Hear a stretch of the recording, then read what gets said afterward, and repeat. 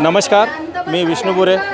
आपण आता आझाद मैदान मुंबई येथे तर आपण इथं हजारोच्या संख्येने इथं महिला वर्ग आलेला आहे. ग्रामीण भागातून, वेगवेगळ्या जिल्ह्यातून, वेगवेगळ्या ठिकाणाहून, वेगवेगळ्या गावातून या महिला आलेल्या आहेत. आणि इथं महिला हेच नाही, सिनियर सिटीजन महिला पण आहेत. आपण बघू शकता. कॅमेरामॅनला विनंती करतो त्यांनी पूर्ण महिलांचे दाखवावे, कारण इथं खूप सिनियर सिटीजन महिला पण आहेत. कारण हजारो किलोमीटरचा प्रवास करून या महिला इथं आलेल्या आहेत. आपण त्यांच्याकडून जाणून घेऊया, कारण हजारो किलोमीटर प्रवास करून आल्यानंतर ते काय परिस्थिती होते फक्त या महिलांनाच माहिती आहे, ते आपल्याला नाही माहिती आहे. कारण इथं त्यांचा राहण्याचा ठिकाणा नाही, ना खाण्यापिण्याचा, ना आंघोळीचा ठिकाणा आहे. आता त्यांना किती दिवस झाले या आंदोलनाला, काय मागण्यात, आपण त्यांच्याकडून जाणून घ्या. मॅडम, तुम्ही कुठून आलात आणि काय नक्की मागण्यात तुमची? मी लातूर जिल्हा अध्यक्ष संगीता गवळी. मी महाराष्ट्र राज्य जिल्हा परिषद महिला परिचार महासंघाचे जिल्हा अध्यक्ष लातूर आहे.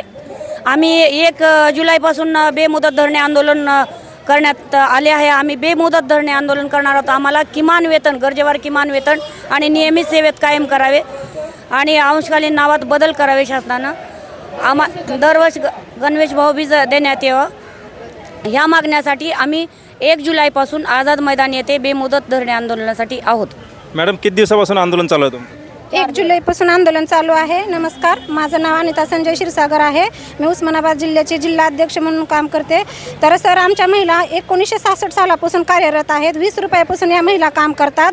तर आम्हाला शासन आता फक्त राज्य शासन 29 रुपये देत आहे आणि केंद्र शासन फक्त 100 रुपये देत आहे. तर सर, आमचा उदरनिर्वाह होत नाही आहे 3000मध्ये. मुलाबाळाचं पोषण, शिक्षण वगैरे अतिशय आमच्या महिला परित्यक्ता, विधवा आणि गरीब आहेत. तर शासन आमच्याकडे कसली देखील कोणत्या प्रकारची दखल घेत नाही आहे. तर शासनाला आम्हाला एवढंच मागणं आहे की 21,000 गरजेवर आधारित किमान वेतन देण्यात यावं आणि आमच्या अंशकालीन नावामध्ये बदल करावा. आमचं पूर्ण वेळ काम आहे, परंतु आम्हाला अर्धवेळ हा शिक्कामोर्तब केलेला आहे. तर अर्धवेळ नसून पूर्ण वेळ काम करण्यात यावं, पूर्ण वेळ करण्यात यावं ही शासनाला आमची विनंती आहे. सर, मी लातूर जिल्ह्याचे आहे. माझ्या काल लातूर जिल्ह्यामध्ये माझ्या महिला भगिनीला आंदोलनात येण्यासाठी पैसे नव्हते. ती महिला भगिनी म्हणली की मी घरी बसून सुद्धा आंदोलन करू शकते म्हणली आणि 20 रुपयापासून तिनं काम केलं होतं. काल तिनं ह्या शासनाला, निगरगट्ट शासनाला कंटाळून तिनं विष पिऊन आत्महत्या केली, जेणेकरून माझ्या महाराष्ट्रातल्या तमाम महिला भगिनींना न्याय मिळावा ह्यासाठी तिनं जीवाचा अंत करून घेतलाय. तरी नाही घरी केला, पण आपण ह्याच्यासाठी म्हणजे तिनं आत्महत्या केली की माझ्या शेवटच्या ह्याच्यामुळं मी जर गेले तर माझ्या बहिणींना सगळ्यांना न्याय मिळावा ह्यासाठी तिनं जीवाचा शेवट करून घेतला. तरी मी एवढीच विनंती करते सरकारनं की आमच्या तमाम महिला महाराष्ट्रातील भगिनींना न्याय मिळावा आणि त्यांचं जीवन जे गेलेलं आहे ती व्यर्थ जाऊ नये. ती महिला किती वर्षाची होती आणि तिला मुलंबाळ, तिचा आप्त परिवार किती आहे तिच्या पाठीमागे? तिला 2 मुलं आहेत आणि ती महिला 55 वर्षाची होती. तिनं 20 रुपयापासून काम केलेलं होतं. तिनं पूर्ण आयुष्य आंदोलनात आपलं झगडा हे करण्यात गेलं, परंतु तिला शासनानं आतापर्यंत काहीही दिलेलं नाही. त्यामुळे तिनं कंटाळून आत्महत्या केली. मॅडम, आता जे तुमच्या मागण्या आहेत याचा पाठपुरावा किंवा निवेदन कुठं दिले होते का तुम्ही आणि काय त्यांच्याकडून प्रत्युत्तर आलं? नमस्कार, मी सविता हटवार, जिल्हा भंडारा आणि राज्याच्या कोषाध्यक्ष पदावर मी काम करते. तर आम्ही शासनाला वारंवार पाठपुरावा करतो, मंत्रालयामध्ये जातो, मंत्र्यांची भेट घेतो आणि सर्वांचा पाठपुरावा करतो, पण आम्हाला कुठंच आमचा न्याय मिळत नाही. आणि आता आम्ही वारंवार इथं आझाद मैदानामध्ये उन्हाळी अधिवेशन, पावसाळी अधिवेशन, हिवाळी अधिवेशन सर्व अधिवेशनं आम्ही इथं येऊ करतो. आणि आज आमचा 1 जुलै 2024पासूनचा आज आंदोलनाचा 4था दिवस आहे. माझ्या महिला कान्याकोपऱ्यातून, अख्ख्या महाराष्ट्रातून इथं येऊन बसलेल्या आहेत. बिचाऱ्या काही खातात आणि काही खात नाही, अशा त्यांच्या कंडिशनमध्ये त्या महिला इथं येऊन बसलेल्या आहेत. तरी 4 दिवस झाले आमच्या आंदोलनाला, तरी शासनाला कुठेही आमची दखल घेता येत नाही आणि शासन आमच्याकडे लक्षसुद्धा देत नाही. धन्यवाद. काय सांगाल मॅडम, आता 3 ते 4 दिवस झाले आंदोलन आणि एका महिलेने आत्महत्या पण केली, काय सांगाल? का तर शासनाचं आम्हाला काय त्याच्यावर मिळालं नाही. आमच्या महिलेने एक आत्महत्या केली, पण त्याच्यावर काय उत्तर मिळालं नाही.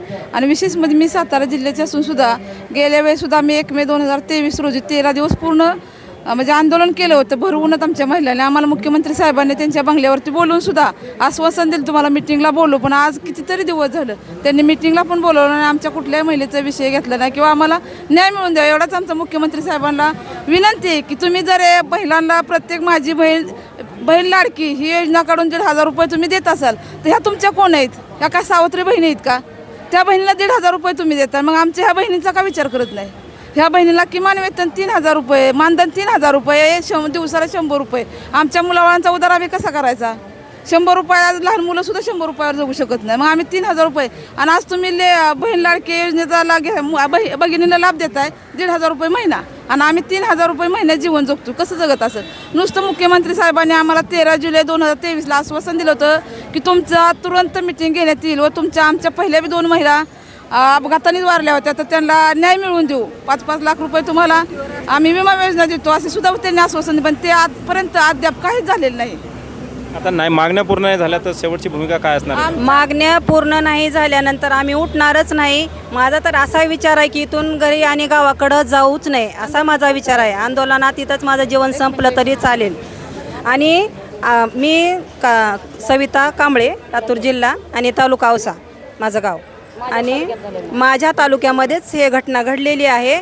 आणि जो आमचा शासनाने न्याय द्यावा आणि जो आमचा विषय आहे तो आमचा आमदार अभिमन्यू पवार साहेबांनी मंत्रालयामध्ये उचललेला आहे, पण त्यांना उत्तर मिळत नाही. आणि उत्तर नसल्यामुळं त्याच्यावरती आम्हाला न्याय भेटलेला नाही आणि आम्हाला त्याचं उत्तर पाहिजे आणि मिळावं. जोपर्यंत आम्हाला न्याय भेटत नाही तोपर्यंत आम्ही मैदान सोडणार नाही. आमचा जीव गेला तरी हरकत नाही.